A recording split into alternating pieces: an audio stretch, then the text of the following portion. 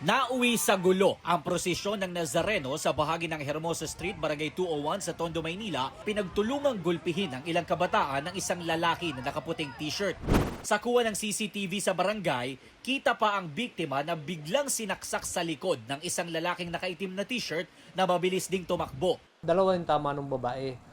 Yung lalaki naman, medyo critical, 4 ang tama. Parang nagrambola na sila. Kung sino na lang yung mahablot. Siyempre, pagtatanggol ng isang kaibigan niya, yung kaibigan niya nasaktan, parang dating alitan na nagkita-kita, inabangan yung nagpaparada.